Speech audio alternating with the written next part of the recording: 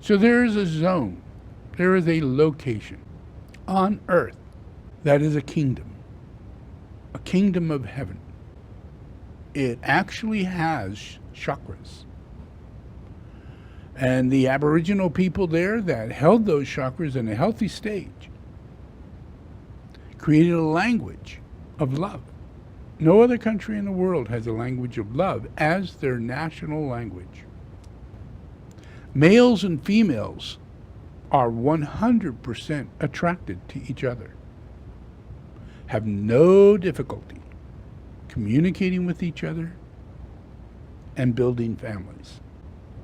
That's because they're one with the land they're on, and they're Hawaiians. Hawaii, one of many places all over the earth, but this is one place that is more restricted, harder to get to, further away than any other location. So it really allowed for its own evolution, for its own manifestation under God's design. And it came out incredible. And the people came from everywhere. They came from Fiji Island, they came from the Polynesian Islands, they came from the Philippines, they came from Japan, they came from everywhere. You know, so they had Minihuni, who were these really small people, around 3 to 4 feet tall. And they were the people of Hawaii up to about 1,000 years ago. And, you know, it's just because they crossbred, that's who they were. You know, they were just no real big people. But then that changed. And the islands from the Philippines, the places from Fiji, they got in their boats and they sailed all the way. They were led. Some of the stories are incredible. They were led by dolphins and led by intuition and telepathy, you know, to find paradise in the middle of nowhere. And they found Hawaii. Yeah. And for a long time, each island had their own king. Each island had their own aggression. Each island was separate from the other. And they fought for territory. And then in the late 1700s, King Kamehameha came, who was a descendant of many generations of Hawaiian, which allowed for his chakras to be strong. He was incarnated with enormous amount of love. You know, he cared for people more than anybody. He wanted all the kings to unite and be one kingdom. Yeah, because he was so kind and so generous and so good and so caring that they all relinquished their authority to him and created Hawaii. There's a ceremonial song from Hawaii. And this is the original Hawaiian royalty. For 20 generations of Maui royalty, the island was its own sovereignty. After unification by Kamehameha the Great, Lahaina was named the capital city of the Kingdom of Hawaii. Its small boat harbor was already bustling with whaling ships, more than 400 vessels a year. Front Street became the boomtown gathering place, with hotels, inns, and shops lining the wharf. In 1823, missionaries protested the rowdy behavior of visiting sailors. They built the 2-story Waine'i Church and Cemetery, where many ali'i are interred. To enforce curfew and liquor laws, the royal governor of Maui built Lahaina Fort, 1 acre of stone near Banyan Court Park, site of the largest banyan tree in the world. Maui officials say the tree is charred, but might be salvageable. The Baldwin House Museum was, for 129 years, the home of missionary Dwight Baldwin and his descendants. Authorities say today it has been lost to flames. Over the next century, the renown of Lahaina drew artists, writers, and visionaries. The Pioneer Inn was visited by Sun Yat-sen, Jack London, and Herman Melville, who is said to have written the classic Moby Dick there. The inn, listed on the National Registry of Historic Hotels, is now gone. 61 years ago, the Front Street vicinity was named a National Historic Landmark, with many of its historic places standing as proof that this special place has evolved many times over centuries. And perhaps it is a hopeful reminder that Lahaina can move forward again as it faces its latest and most devastating challenge. So this is a ceremonial song of Hawaii.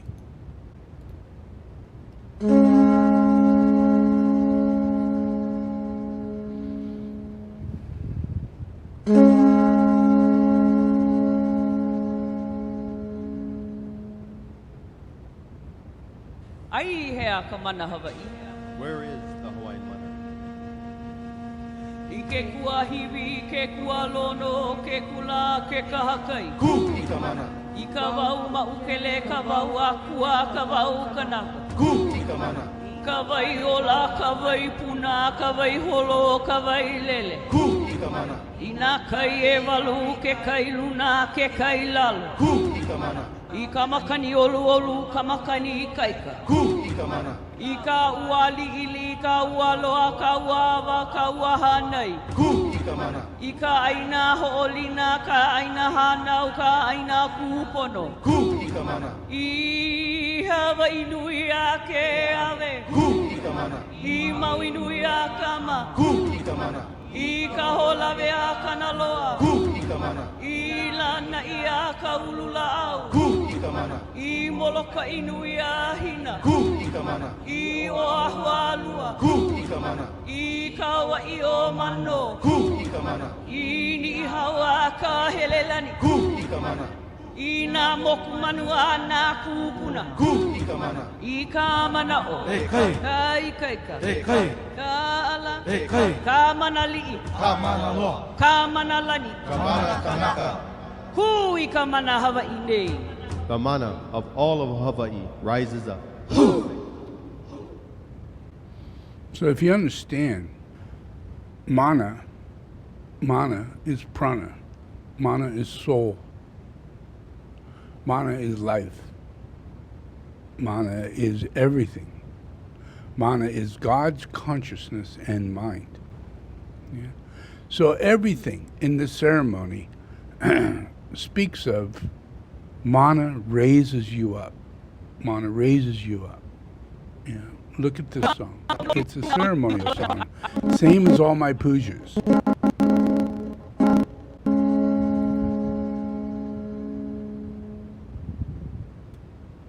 Ai hea ka mana Hawaii. Where is the Hawaiian mother? I ke kua hiwi, ke kua lono, ke kula, ke kahakai. Ku. So this is an invocation. Where is the Hawaiian Islands? In the different land divisions from sea to mountain. And then it says, rises the mana, lifts it up. Then it says, in the different forests of God and man, rises the mana up. Rises the mana. I ka wau maukele, ka wau a. Then the living water, the springs, the flowing water, and the waterfall Kua ka wau kana. rises the mana up. Ka wai o.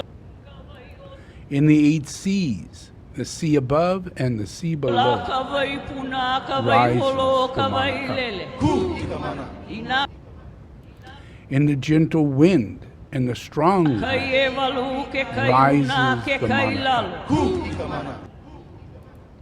and the light rain, the big rain, the bitter rain, the rain that brings life, I ka raises makani olu the olu, mana ka up. makani i kaika. Ku i ka mana. In the inherited land, the birthplace, the independent land, Ka ua liili, ka ua raises loa, ka ua the mana awa, ka up. ua hanai. Ku i ka mana. I ka aina ho'olina, In the islands ka of aina Hawaii, hanau, ka aina ku. raises the mana up. And then it names the different islands. Ku i ka mana. The island of Maui raises the mana up. Ku i ka mana. The island of Kahaloi raises the mana up. Ku i ka The island of Lanai raised the mana up. Ku i ka mana. The island of Molokai, raise the mana up. The island of Oahu, raise the mana up. The island of Kauai, raise the mana up. The island of Nuhua, raise the mana up. In the bird islands of the ancestors, raises the mana up. In one mind, one The mana strength, of all one of path. Hawaii rises The up. small man's big man, heavenly man, people's man, mana of all Hawaii, raise us up.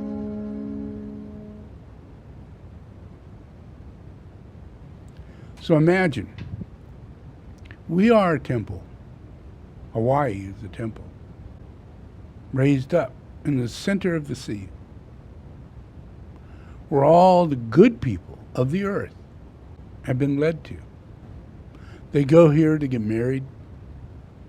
They go here to have the time of their life in paradise, where they're going to receive love, aloha, and mahalo. They're going to live in ohana as a family of Hawaii the moment they arrive. It's what it's like to come here. It's not like that in San Francisco, Sacramento, but it is that way in Hawaii. And it's that way because it is that. You know, the earth is that. We are in a very bad place. We have created very bad scenarios. We are in a very bad scenario. And I am doing the best I can. I created the temple in Northern California, and I basically have moved to Maui in order to sanctify the earth from a place that allows that mana to go up into the noosphere, and for it to be collected into all the nations as it's passed into the earth. And just because it's in the noosphere doesn't mean that it's separate from the earth. It is directly connected to the geosphere, the hemisphere. It's all connected. Just that it's an offering of grace and understanding and wisdom that then penetrates the earth and heals the earth. This is the way Hawaiians think. If he lands that bulldozer on this property, I can call the cops and he's gonna get arrested for desecrating our burial. So it's so hard, you know, that people just don't understand what it means, what our kupunas mean to us. You Hawaiian? No, we all Hawaiian, but we don't need air. But you know what? What? You gonna destroy? No, we're your not going to kupuna destroy them. maybe? We're not going to destroy nothing. What? So I'm asking you, are you Hawaiian? No. Okay, then you don't understand. I don't understand. You don't understand the culture. There is boundaries that you have to stay away And from. we are Go going to the state, not me. Yeah. No, your realtor was supposed to tell them. Tell you. We're not going to touch the barrel site. I guarantee. Look, I don't want to touch the doors up. I don't like no hot lock. I know what it is. I'm not touching them. I'm not going to close. They don't understand. You know, all the land of these people is taken away. The people who live here, less than half of them are Native Hawaiians.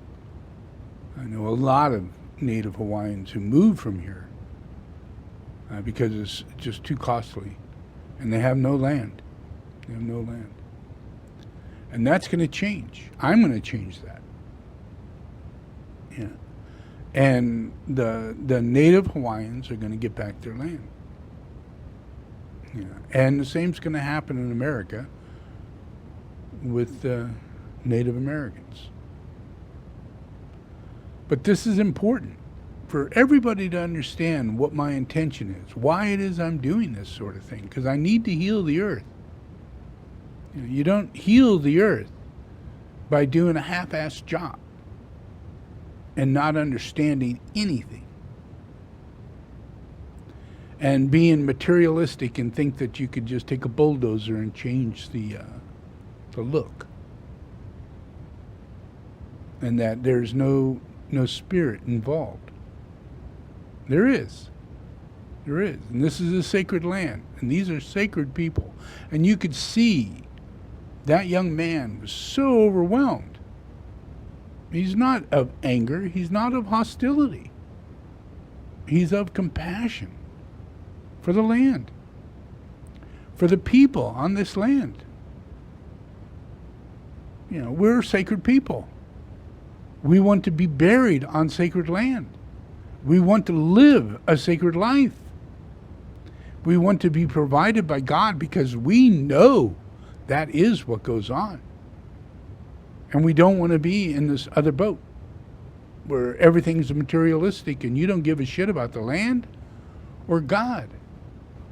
You know, so in this country, in this one place, this kingdom of Hawaii, there will be a change. And it'll happen first on the island of Oahu. Big riots, big fights, big things are going to happen. But on the island of Maui, things will change peacefully. Land will be transformed. People who are coming in like Zuckerberg,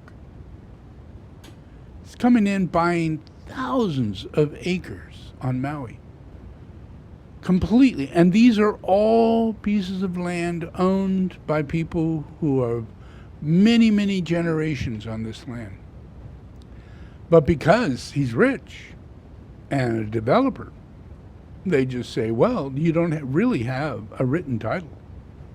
So we're going to just take it and give you $1,000. And come to find out, it's Zuckerberg. Just like the other guy who bought the whole island. You know, so that will change. Zuckerberg's not coming in. He actually has been kicked out. But that's because we're Maui. We could do things no one else could do. You know, because Tibetans put the first stupa here for Maitreya, and this is the seat of Maitreya for the whole world. And there's a reason for that. Because Buddhism has to do with saving the earth and the nature found inside of earth as a soul.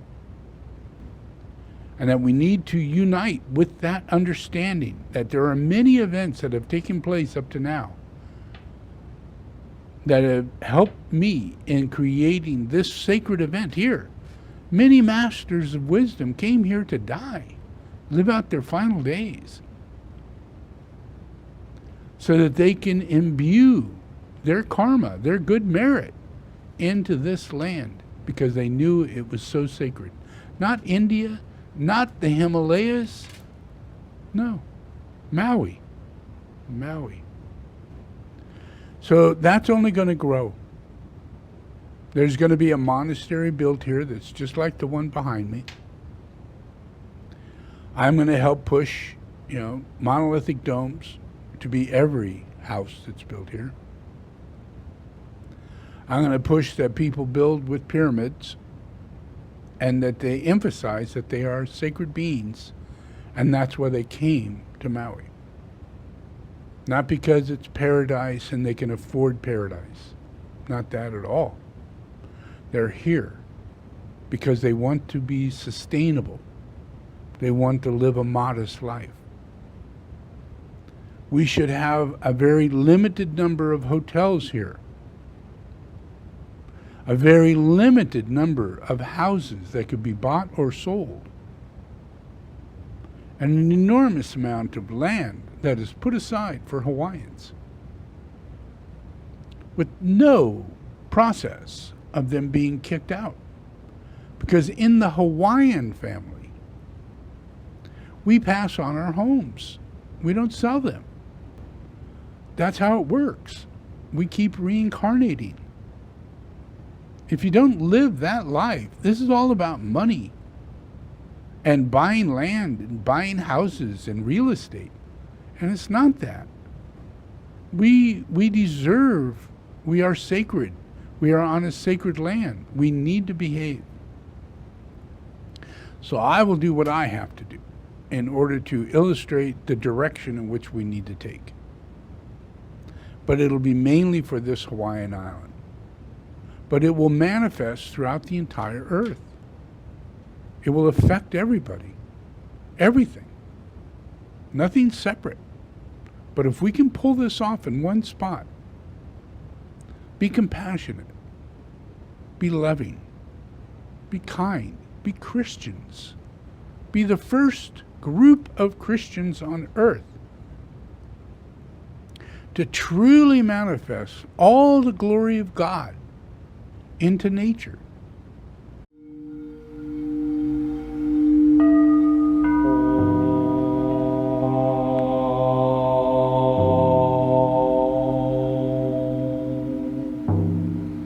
I invoke the light of the Christ within